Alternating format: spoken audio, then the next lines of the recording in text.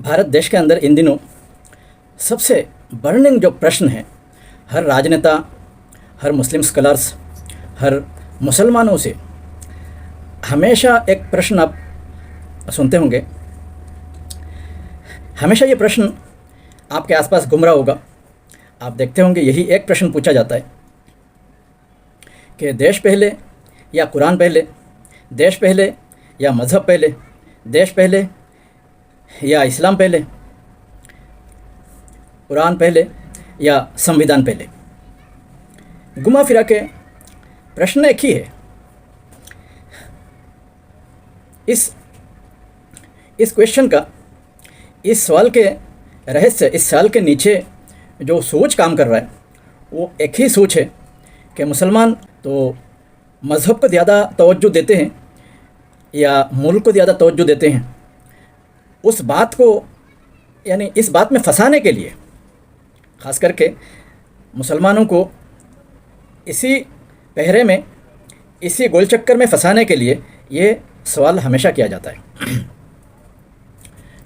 इस सवाल का जवाब आप असदुद्दीन ओवैसी, वली रहमानी और सांसद इमरान प्रतापगढ़ी साहब से आप सुन लीजिए पहले, फिर मैं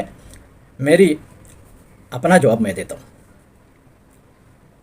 ओके, इस्लाम बड़ा या मुल्क? ओवैसी साहब, ये सवाल आपको नहीं लगता है कि ये खादर खान का पुराना डायलॉग हो गया? वही पूछा जा रहा है, वही पूछा। अरे भाई, देश के संविधान में हमको और आपको इस बात की इजाजत दी गई कि आप फखर से अपने अपने समुदाय, अपने अपने रिलीजन पर चले। पहले इस्लाम या पहले आपका देश? क्योंकि आपने मदरलैंड की, फादरलैंड की बात करी, ये एक सवाल है जो लोग बहुत पूछते हैं। नहीं, ये बहुत ही अगेन इस तरह के बड़े वियर्ड सवाल आते रहते हैं कि पहले अल्लाह या पहले देश, पहले इस्लाम या पहले देश। तो सवाल में ही तो जवाब है। आप बताइए, पहले खुदा या पहले देश? पहले कौन आया? खुदा। पहले किसकी एग्जिस्टेंस है? आप बताइए। God, of course. तो हाउ कैन यू, देश है क्या? ये देश कब बना? 1947। उससे पहले क्या था? It was India but something else, very different. British India. उससे पहले क्या था? सो कौन सा देश? 1947 से पहले वाला देश या 1947 के बाद वाला देश? कौन सा देश? और क्या गारंटी जिस देश की आप बात कर रहे हैं, मैं ऐसे बॉर्डर्स पे आपको ले जाऊंगा इंडिया की, कि 1 फीट की दूरी पर आप खड़े हैं या आप खड़े हैं, 1 फीट, 1 कदम रखा आपने पाकिस्तान, 1 कदम इधर रखा इंडिया, 1 कदम इधर रखा बांग्लादेश, 1 कदम इधर रखा इंडिया। ये बाउंड्रीज लोगों के ड्रॉ किए हुए हैं। आप 1 कदम पे पाकिस्तान और 1 कदम पे इंडिया, 1 कदम पे बांग्लादेश, 1 कदम पे इंडिया। नहीं, वो देश नहीं मेरा, ये देश मेरा। अच्छा, वो देश नहीं मेरा, अच्छा ये देश मेरा। आगे गया मेरा देश नहीं, पीछे आया मेरा देश। ये इंसानों के बनाए हुए बाउंड्रीज हैं। These boundaries are ever shifting. These boundaries are ever changing. So these shifting boundaries which have been drawn by people who make mistakes, by people who are born to make mistakes, ऐसे लोगों के खींचे हुए boundary के एक piece of land को मैं खुदा से ऊपर बोलूंगा? और कोई कैसे बोल सकता है? That does not mean I don't love my religion, I don't love my country. These are two separate entities. पर खुदा हमेशा से था, है और रहेगा। देश आज जिस फॉर्म में कल था, उस फॉर्म में आज नहीं है, आज दूसरे फॉर्म में है। आज इंडिया इतना बड़ा है, कल को इतना बड़ा हो सकता है। लोग कहते हैं क्या, अखंड भारत, तो कल देश इतना बड़ा हो जाएगा। कल को आज जिसको आप देश नहीं बोल रहे हैं, कल को आपका देश हो जाएगा। तो देश तो चेंज हो रहा है ना, बाउंड्रीज तो चेंज हो रही है ना, खुदा तो चेंज नहीं हो रहा है ना। आप खुदा से एक पीस ऑफ लैंड को कैसे कंपेयर कर सकते हैं? How can you compare a piece of land with God? Question पे question, good thing. You cannot. So don't pose such weird questions. Don't equate creation with the creator. Makes sense. Yes. Well, Tell me a Hindu staying in USA, a Hindu who is staying in the United States of America. He's a citizen of the United States of America. He's a green card holder. उसके लिए पहले USA या पहले भगवान राम? बताइए। क्या weird सवाल है? Of course उसके लिए पहले राम होंगे। I think मेरा सवाल, आस्था है उसको मानने का मेरा हक है। सवाल, देश संविधान से चलेगा या शरीयत से चलेगा? ये सवाल मैं जानता था कि ये सवाल जरूर आएगा। ये सवाल आता क्यों है? दरअसल ये एक खेल है जिस खेल में मीडिया खास तौर से किसी मुस्लिम राजनेता को उलझाने की कोशिश करता है। संविधान कहता है कि आपको फ्रीडम है अपनी आस्था के अनुसार धर्म चुनने का, आप जिस धर्म को मानते हैं उसका सम्मान करने का। इस्लाम धर्म कहता है जिस देश में रहते हो उससे मोहब्बत तुम्हारे ईमान का हिस्सा है। यह सवाल क्यों आता है कि आपको देश ज्यादा पसंद है या इस्लाम पसंद है, या देश ज्यादा लेकिन पसंद है या संविधान कुरान तो धर्म पसंद के है? आधार पर नहीं मुझसे चलता अगर है। कोई मुझे पूछे कि आपके वालिद संविधान आपको में लिखा है पसंद है या आपकी माँ धर्मनिरपेक्षता के बारे में। आपकी माँ आपको नहीं, संविधान में धर्मनिरपेक्षता लिखा है तो धर्मनिरपेक्ष, मैं आप मेरे सामने अभी पूजा करिए, भजन गाइए, मैं आपका सम्मान करूंगा। मैं नमाज पढ़ूं, मैं कुरान की आयत पढ़ूं, आप मेरा सम्मान करिए। धर्मनिरपेक्षता का मतलब यह है। असदुद्दीन वैसी साहब का कहना है संविधान ने हमें अधिकार दिया हुआ है तो हम अपनी मज़हब अपने हिसाब से पालन करें, किसी को इसमें कोई दिक्कत नहीं होनी चाहिए। सीधी बात है, कानूनन सबको अपनी अपनी मज़हब पालन करने के अधिकार है, सब करें। लेकिन इनके जवाब से इस सवाल का समाधान सामने नहीं आया। नंबर 2, इमरान प्रतापगढ़ी जी ने काफ़ी हद तक इस सवाल को सॉल्व करने की कोशिश की, लेकिन सियासत से वो भी बाहर नहीं आए। एक निरंकुश जवाब, हर उभरती संशय को ध्वस्त कर दे, ऐसा कोई जवाब किसी ने नहीं दिया। वली रहमानी ने अल्लाह पहले या हाँ अल्लाह हमेशा है, हमेशा से रहेंगे, उस बात से इस बात के समाधान को देने की काफ़ी कोशिश की, लेकिन काफ़ी हद तक इसे माना जा सकता है। बिल्कुल सही उन्होंने इस प्रश्न को सॉल्व करने की कोशिश की कि मुल्क की बाउंड्री हमेशा एक जैसा नहीं होता। कल हमने बांग्लादेश जीत लिया तो हमारा वो बाउंड्री ज़्यादा हो जाएगा, यानी हमारी जो मिट्टी जो परिधि हमारी थी जहाँ तक हम व्याप्त थे उससे अभी बढ़ गए, तो इस मिट्टी को हम अगर इस मिट्टी से खुदा को जोड़ रहे हैं तो ये सही नहीं होगा। यानी मिट्टी कल बढ़ भी सकता है, कम भी हो सकता है, इसका कोई ये नहीं है। बाउंड्री हमारी बढ़ भी सकती है और कम भी हो सकती है, इसका कोई लिखा जोखा किसी के पास नहीं है। तो इससे क्यों उस महाशक्ति को हम कंपेयर करें, इस बात का समझाने की कोशिश की। लेकिन हकीकत में जो जवाब होनी चाहिए वो जवाब मिला नहीं है। हकीकत का जवाब ये है, इस्लाम कुरान पर निर्भर है, उसके बाद हदीसों के ऊपर निर्भर है। इसके बारे में कुरान क्या कहता है? दुनियावी राष्ट्र, नेशन, देश, इन सबको कोशिश में, इन सब की शुरुआत करने के पीछे एक ही मकसद है, एक ही उसूल है, एक ही कारण है, और वो कारण है कि इंसानियत को बढ़ावा देना, इंसानियत की विकास करना, मतलब मानवता को टिकाए रखना। इसके पीछे एक ही कारण काम करता है, ये एक ही कारण काम करता है, भलाई में आगे कैसे जा रहे हैं, दूसरों के लिए, सेवा के लिए कितने अनुपात से हम अपनी मौजूदगी दर्ज करवा रहे हैं या करवा पाते हैं। इस बात की रहस्य छुपी हुई है हर कानून और संविधान के नीचे।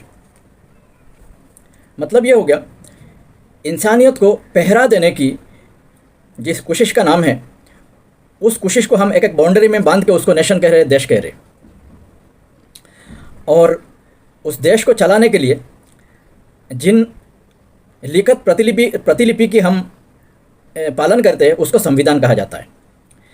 तो उन संविधानों को ले लीजिए, देश की भूमिका उसकी संविधान पर निर्भर करता है।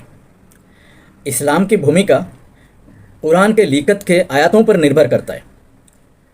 ठीक है, अगर कुरान से ऊपर इस दुनिया में कोई किताब, कोई संविधान, कोई कोशिश, कोई सीमा रेखा, कुरान से ऊपर मानवता को पहरा देने के लिए अगर किसी किताब को लिखा गया हो, मानवता को पहरा देने के लिए कोई कोशिश अगर जारी है, और मानवता को रक्षा के लिए कोई सीमा बंधन अगर तय किया गया है और वो कुरान से ऊपर उसकी मानक तय होता है, तो हर मुसलमान उस मानक को मानेगा, ना कि कुरान को। चूँकि कुरान को कोई चैलेंज कर ही नहीं सकता।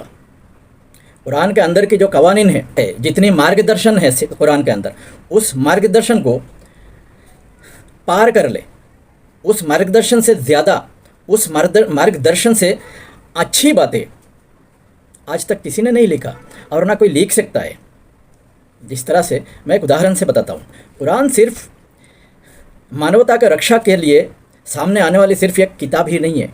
मानवता को रक्षा प्लस मानवता को रक्षा, उसके ऊपर प्लस उसको जिलाए रखने के लिए, उसको जीवंत रखने के लिए एक विधि है जिसका नाम है कुरान। कुरान के कानून है। सिर्फ और सिर्फ आप एक कानून को ले लो।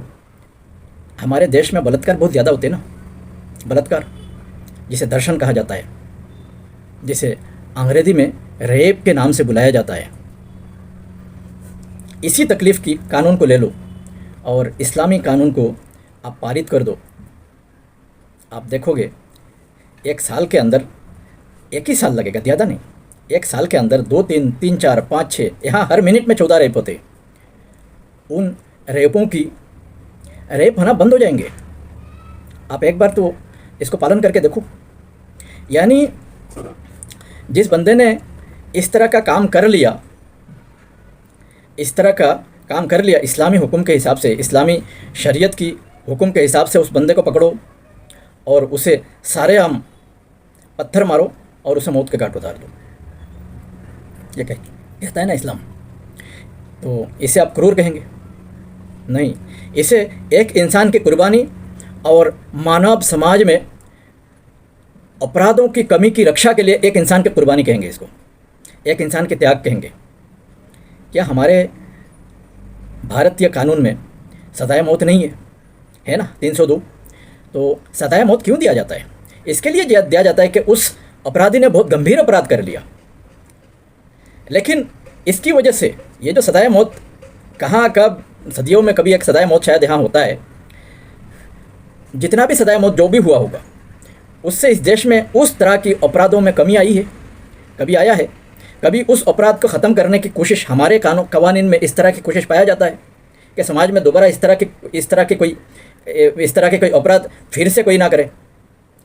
इस्लामी कानून का मतलब है वो अपराधी को साज़ा तो देता है। साज़ा उस बात पे मुकर्रर है कि ताकि समाज में दोबारा इस तरह की अपराध की वृद्धि ना हो उस सज़ा के बाद। तो ये है इसकी, यानी आप इसे वो इलाज कह सकते हैं, आप इसे वो प्रतिकार कह सकते हैं, वो रिजोल्यूशन आप कह सकते हैं, जिससे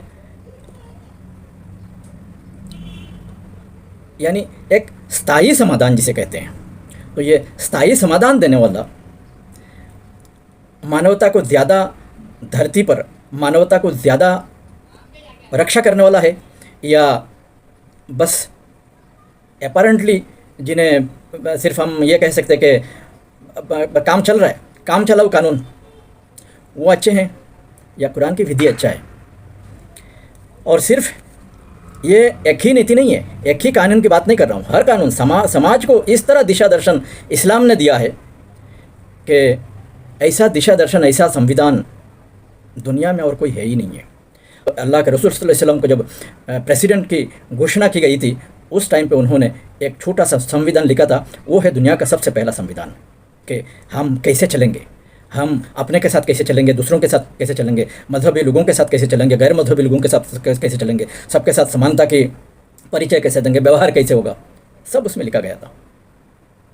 तो अगर इस्लाम ने सबसे पहले संविधान दिया है, कुरान की मान्यता सिर्फ मज़हब के आधार पर आपने अगर डिनाई किया, आपने अगर मज़हब के आधार पर कि हमारी मज़हब बड़ी है और तुम्हारी मज़हब छोटी है, हमारी मज़हब ऊंची है, तुम्हारी मज़हब नीचा है, हमारी मज़हब ज़्यादा है, तुम्हारी मज़हब कम है, इस तरह की कमतर बनाने की परंपरा को बढ़ावा देने के लिए, अगर ख़ुद को बड़ा बनाने के लिए खुद लिख रहे हैं, कुछ भी कर रहे हैं और उससे कोई समाधान निकल के सामने नहीं आ रहा है, तो ये आपकी गलती है। आप मान नहीं रहे, आपकी गलती है। तो मेरा कहना आखिर यह था कि देश बड़ा है, संविधान बड़ा है, या कुरान, देश बड़ा है या मज़हब बड़ा है, इसका सबसे पहला उत्तर है कि उस मज़हब के लिए उस मज़हब के भूमि का पालन के लिए जो किताब लिखी गई है, उस किताब को आप एक बार दोहरा लो, उस किताब की आयतें पढ़ लो, उस किताब को आप एक बार अच्छे से समझ लो कि वो किताब कहना क्या चाहती है। उस किताब में अगर मानवता की रक्षा दुनिया में सबसे सर्वोपरि नहीं है तो उस किताब को मत मानो, हम भी नहीं मानेंगे। अगर दुनिया में इससे बढ़ के कोई किताब हो नहीं सकता, इससे बढ़ के कोई किताब मानवता को रक्षा दे नहीं सकता, तो इस किताब से अच्छा कोई भूमिका हो नहीं सकता। ये है इस सवाल की असली जवाब।